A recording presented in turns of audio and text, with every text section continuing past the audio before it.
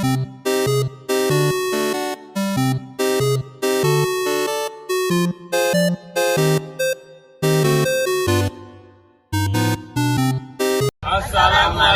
warahmatullahi wabarakatuh. Ya, oke, di sini kita akan memperkenalkan komposnya dulu ya. Yang di sini Perkenalkan, nama saya Isa Nawawi. ya, di sini Perkenalkan, nama saya Aswatul Hasanah. Perkenalkan, nama saya Yuwana Cahayanisi. Perkenalkan, nama saya Angkel Musibupati. Perkenalkan, nama saya Rantakan Sawijaya. Nah, jadi di sini tuh kita dari kelompok 3 dan kita diberi tugas oleh Bu Endang buat membuat seperti konservasi tanah dan air, dan kita memilih untuk membuat yang namanya biopori. Jadi yang belum tahu biopori silakan nonton video ini sampai akhir ya. Nah, di sini kita akan memperkenalkan alat-alat dan bahannya dulu ya. Di sini tuh ada pipa paralon atau PVC yang ukuran 3 in dan beserta penutupnya yang namanya dop mungkin. Dan di sini ada bor biopori ya, bor biopori. Oke, cukup sampai di sini saja perkenalkannya. Ntar lagi jelasnya tentang biopori.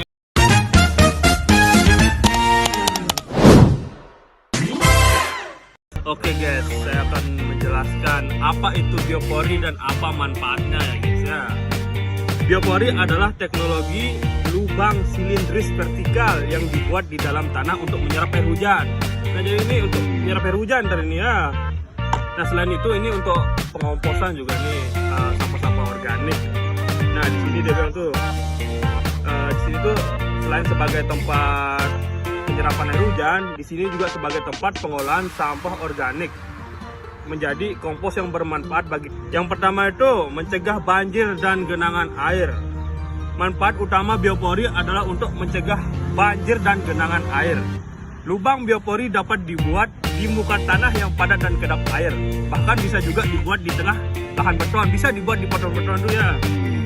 Cara pembuatan lubang biopori adalah dengan mengebor permukaan tanah menggunakan ini namanya bor biopori ya. Lubang yang kita buat pakai bor ini bakal dilapisi pakai ini pipa paralon atau pipa PVC untuk mempertahankan bentuk lubang. Lubang resapan inilah yang berfungsi sebagai jalur masuk air ke dalam tanah ketika permukaan lain sudah tertutup beton atau material padat lainnya. Keberadaan lubang biopori sendiri dapat melengkapi saluran air sebagai tempat drainase. Jika saluran air atau di selokan berfungsi mengalirkan air ke titik lain, maka biopori berfungsi menyerap air ke dalam tanah.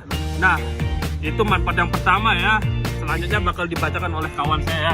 Jadi manfaat kedua dari biopori yaitu adalah mengurangi sampah organik, yang mana sisa makanan tersebut nantinya akan diubah menjadi kompos sebagai sumber makanan bagi cacing, tumbuhan, dan biota tanah lainnya. Dengan kata lain, biopori juga bermanfaat untuk mengurangi sampah organik yang biasanya berakhir di pembuangan sampah. Jadi biopori ini bisa sekali untuk kita manfaatkan sebagai bak sampah juga. Pembuangan sampah organik ke lubang biopori secara tidak langsung mengajarkan masyarakat untuk memilih sampahnya setidaknya menjadi 2 kategori. Nah, itulah penjelasan dari saya. Sekian. Baik, di sini saya akan menjelaskan manfaat yang ketiga, yaitu menghasilkan pupuk tanah. Lubang biopori berfungsi mengalirkan udara tanah yang dapat menggemburkan. Selain itu, sampah organik dapat merangsang aktivitas mikroorganisme. Sampah tersebut akan berubah menjadi kompos yang dapat meningkatkan kesuburan tanah. Jadi di sini manfaat yang keempat itu meningkatkan cadangan air tanah. Yang seperti yang kita ketahui, banyak wilayah padat penduduk yang mengalami krisis cadangan air tanah.